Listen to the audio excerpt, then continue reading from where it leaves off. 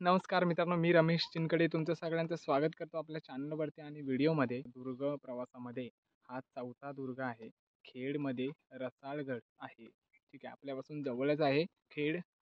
बस स्थानकामधून रसाळगडाच्या पायथ्याशी यायला तुम्हाला बस मिळते. तर बघूया रसाळगड हा कसा आहे. आणि मी पण खेडचा आहे आणि खेडमध्ये आपला दुर्ग आहे आणि तो आपण बघितलेला नाही. एक नवलच गोष्ट आहे. तर मित्रांनो, तुम्ही गाडी आणली असेल तर गडाच्या पायथ्यापर्यंत गाडी येते.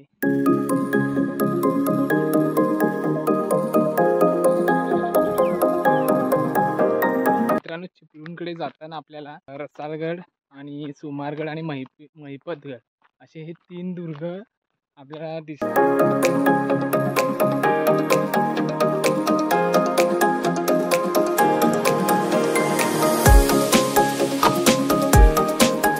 व्यापार विस्तार, राज्य विस्तार व महसूल स्थान या बाबतीत रसाळगडाचे महत्त्वाचे स्थान होते.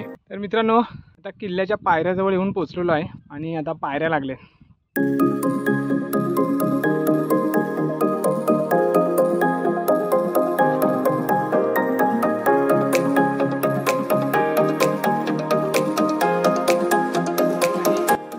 गडावर 2 बांधीव तटातील महाद्वारे, मारुती मंदिर, झोलाई वाघजाईचे मंदिर, किल्लेदाराचा वाडा, तोफा, बालेकिल्ला असे काही वास्तू आढळतात.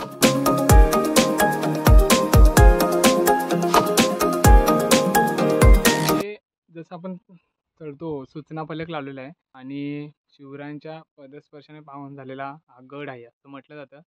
आणि गडावरती तोफा जास्त आहे म्हणून तोफांचा गड असं सुद्धा म्हटलं जातं. आणि गडावरती काहीतरी एक मंदिर सुद्धा आहे श्री झोलाई देवीचं. तर जसं आपण पायरीजवळ येतो आपल्याला सूचना दिलेल्या आहेत की गड कसा स्वच्छ ठेवायचा. आणि एका शिवभक्ताला किंवा मावल्याला हे सांगायची गरज नाही भासणार, परंतु जे फिरायला येतात त्या लोकांनी थोडं लक्ष दिलं पाहिजे या गोष्टीकडे. आता आपण सरळ वरती जाणार आहोत दरवाजाजवळ.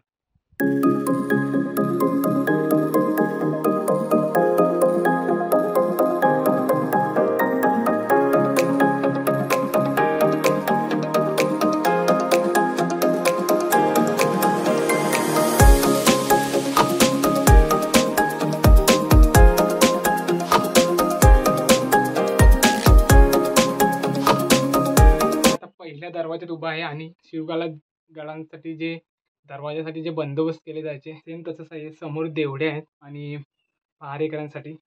आणि जो दरवाजा लॉक करण्यासाठी जे वापरलं जायचं साधन नाही का, बघा माझ्या मागे जो हा खड्डा दिसतोय ना चौकोनी, त्याच्यामध्ये नाही का दरवाजा बंद केल्यानंतरला हा मोठा ह्याच्यामध्ये लाकडी टाकला जायचा, कारण ह्या बाजूला सुद्धा आहे हे बघा.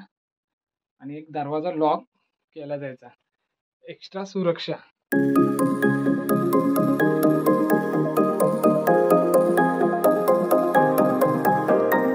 आतमध्ये आलो हा दरवाजातून, तर आपल्याला हनुमंताचं मंदिर दिसलंय. समोरच आहे मंदिर.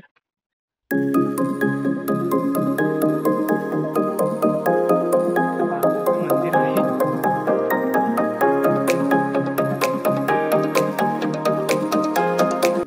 सन 1660च्या मोहिमेत छत्रपती शिवरायांनी रसाळगड जिंकला आणि पुढे सन 1755मध्ये तुळाजी आंग्रे यांनी पुन्हा रसाळगड घेतला. नानासाहेब पेशव्यांनी तुळाजी आंग्रेकडून सर्व किल्ले घेतले. रसाळगड तेवढा राहिला. रसाळवाडीतून गडावर शिरताना 2 दरवाजे लागतात. पहिल्या दरवाज्यातून आत गेल्यावर मारुतीचे दर्शन होते. गडावर लहान मोठे मिळून 16 तोफा आहेत. गडावर श्री झोलाई वाघजाईचे मंदिर आहे. पाण्याच्या टाक्याच्या वरच्या भागाला थोडासा उंचवटा आहे, यालाच बालेकिल्ला म्हणतात. गडावर पाण्याची टाकी मोठ्या प्रमाणात आहेत. खेड बस डेपोतून बस पकडून आपल्याला रसाळगड गाठता येते. पावसाळ्यात जर तुम्हाला एक नॉर्मल ट्रेक हवा असेल तर तुम्ही रसाळ निवडू शकता, कारण एक सोपा ट्रेक आहे. अगदी सोपा आहे. व्यवस्थित पायऱ्या आहेत आणि चांगलं संवर्धन केलेलं आहे.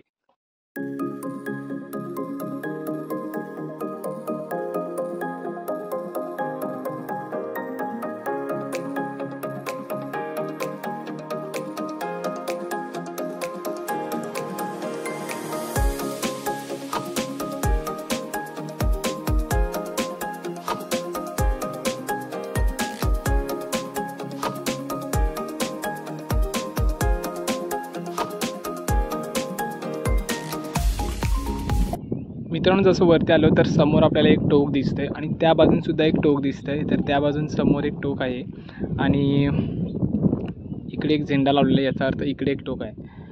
समोर जे दिसतंय मंदिर तिकडे जाणार आहोत आपण. ही आहे एक फार भक्कम अशी आणि ह्याच्यावरती सुद्धा आपल्याला बघायला मिळेल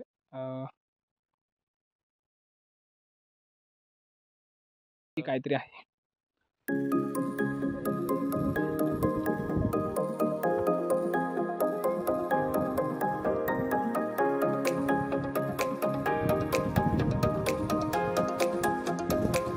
आणि आता जोरदार पाऊस सुद्धा येणार आहे, परंतु त्या साईडला ऊन पडलं आहे. पण आपण लगेच जाऊन येऊया समोरच्या टोकाकडे. आणि समोरचा टोक आता आलेला आहे. अगदी चढायला छोटा किल्ला आहे मित्रांनो.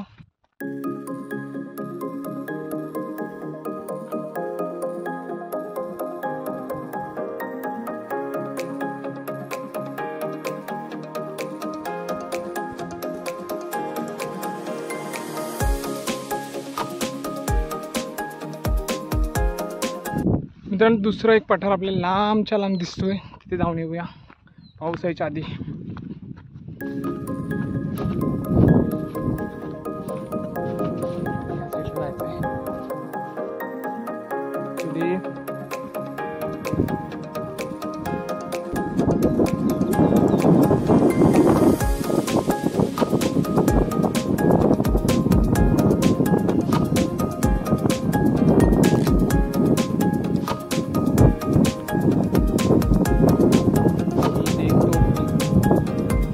अवस्थेत आहे.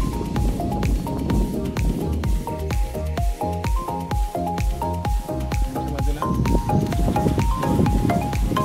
आणि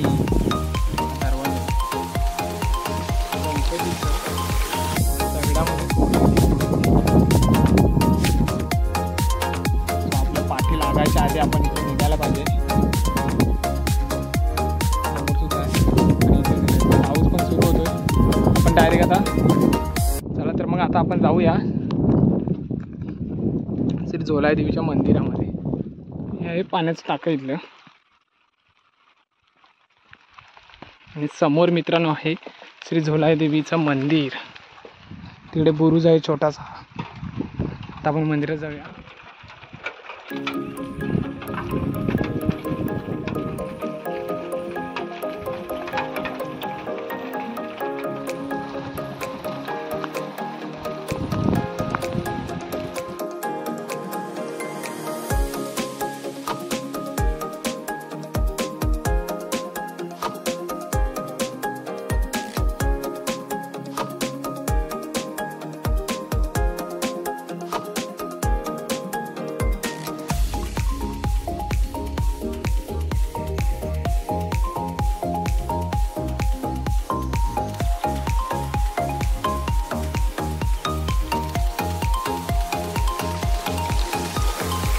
जर तुम्ही ग्रुपने आला असाल किंवा कसे पण जेवणाची सोय तुम्ही करत असाल ना, तर तुम्ही जेवणाची सोय करत असाल तर मित्रांनो तुम्ही या मंदिरामध्ये बसून जेवू शकता. एवढी जागा आहे चांगली आणि एक चांगलं मंदिर आहे आतमध्ये. शिवरायांची मूर्तीसुद्धा आहे आतमध्ये. तो ते बघून खूप भारी वाटलं. आणि पाऊस आता आलेला आहे, तुफान. पर्यटक संख्या खूप कमी आहे आणि त्याच्यामुळे ना जास्त वाहतूक नाही आहे इकडे. पण एक वाडी पायथ्याजवळ असल्या कारणाने रसालवाडी, त्याच्यामुळे ना बस आहेत रेग्युलर दररोज, त्या तुम्हाला आणून सोडतील. तो एक अमेझिंग फिलिंग येते रसालगडावरती. पाऊस जोरात चालू आहे मित्रांनो. गडाला तटबंदी नाही आणि त्या कारणाने ना पावसाळ्यात खूप भीती. मित्रांनो कसा वाटला रसालगड किल्ला? तुम्हाला व्हिडिओ आवडला असेल तर खरंच लाईक करा आणि व्हिडिओ शेअर करा आणि सबस्क्राईब करायला चॅनलला विसरू नका.